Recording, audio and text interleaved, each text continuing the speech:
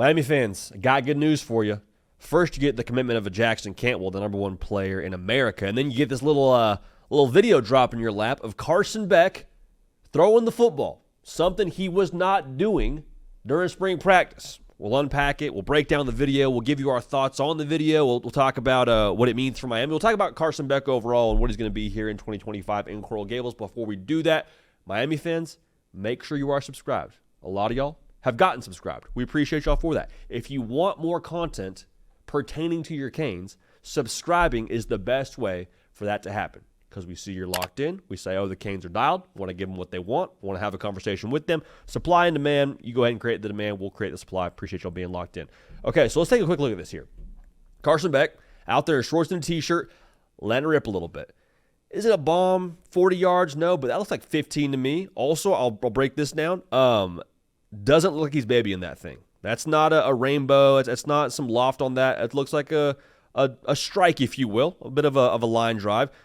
Tat's still looking good. Okay, we got the arm sleeve. We got the calf sleeve. Also worth noting the swag. I think those are like the Grinch Kobe cleats he's rocking. So probably feeling himself a little bit there. The NIL money I can't imagine is bad for purchasing some footwear. I like it.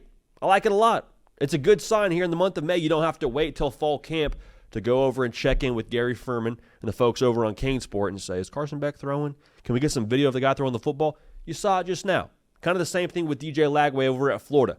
Get to exhale a little bit. Okay, ball's jumping out of the hand. Is he out there in pads taking a hit just yet? No, but based on what we can tell here, the elbow looks to be okay. We're tracking towards being able to do what we got to do here in fall camp to be able to be up to speed when it comes time for game one. And we understand now, game one, there is no warm-up here. You're right into it. The national title runner-up in Notre Dame is rolling into Coral Gables, or Hard Rock, I suppose. I know Coral Gables isn't Hard Rock, but you heard what I'm saying. It's a big one to start. So you need Carson Beck on all cylinders here by game one. But my thing is, like, my question, I don't think your question if you're a Canes fan was this either. It's not, can he throw the football? You're encouraged to see he's healthy, but nobody's questioning Carson Beck and his natural ability and raw talent and all those things. There's a reason why he was all SEC 2 years ago at Georgia. There's a reason why he was perceived to be the number one overall pick before last year when he was coming in for another year at Georgia. Like, there's a lot there to be excited about with him physically, but those aren't my questions. Those aren't the reasons why Miami will succeed or fail with his talent. My questions are, one, is he up to speed in the offense? We told you now. Cam Ward and what he did off script for Miami was a lot like jazz. Carson Beck's going to be a lot more like a symphony. Everyone's playing their part. Everyone's on time. Everyone's in rhythm. You can only be in rhythm and on time if you know every single part of the playbook, and not just knowing it, but you know it without having to think about it. Like Carson Beck didn't get to do spring practice when it came to live reps. This time a year ago, I'm talking to folks at Miami, hearing about Cam Ward changing the play at the line of scrimmage. Dude's been there for like a few weeks. Okay, so those are two very different things. Not saying Carson Beck couldn't have done that during spring practice. He might know the playbook backwards and forwards, but it does take, I think, a little bit of time to get up to speed and totally be able to, again, like I said, play without having to think about what you're doing. So you hope Carson Beck's there. Is he going to be there? You hope so by game one, and fall camp will obviously play a massive role in that. Second question, is he the guy? Not is he your starting quarterback, not is he QB1, is he the guy? And y'all that watch this show have heard me talk about this a few times. That's kind of what separated Cam Ward, right? Like, he walked in day one. You knew he was your starting quarterback, but he was the leader of your football team. He was the guy that you looked at when you're down at halftime rolling in. You say, okay, Cam, what do we do? Whether it was literally said or not, it was metaphorically the way that everyone was approaching that second half. You went as he went.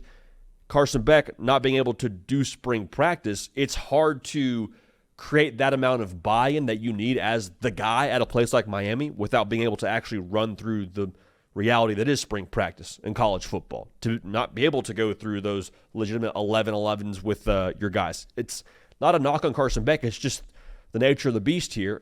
That's what you need at the highest level if you want to win football games at the highest level. Okay, all the teams last year that were in the college football playoff and made legitimate strides in the college football playoff, that won games in the college football playoff, they had dudes at quarterback that the rest of their teammates not just believed in, but were bought into. Is that Carson Beck? I think it can be, but I want to see if that's the case here. The last thought I have around this is he an elevator? Okay, because you lose some guys that were, key contributors for you last year on the side of production when it came to receiving yardage, like Xavier Estrepo gone to the league, Jacoby George, Isaiah Horton's at Bama, some key guys that are gone. And so you bring in some guys like Keelan Marion, Malachi Toney is a true freshman they're super excited about, Josiah Trader back for another year. There's some pieces that you feel good about, but we all understand if your quarterback can elevate those guys, that's where this thing can really get cooking. It's going to come down to Carson Beck and his ability to raise everybody's level of play across the offense with some guys that might be either in a new place altogether like Keelan Marion or in a newer role like a Josiah Trader. So I trust the roster talent offensively for Miami. I don't think they have to take a step back in that regard. But it is going to come down to, for me, how much Carson Beck can raise everyone else's level of play in addition to his own. And those things are pretty much tied to the first 2 points I made. Are you as dialed into the playbook to where you don't have to think about it and everyone already feels what you're feeling?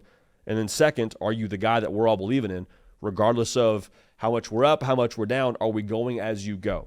That's what great quarterbacks do. That's what great teams have. Full transparency, I think Carson Beck is that guy.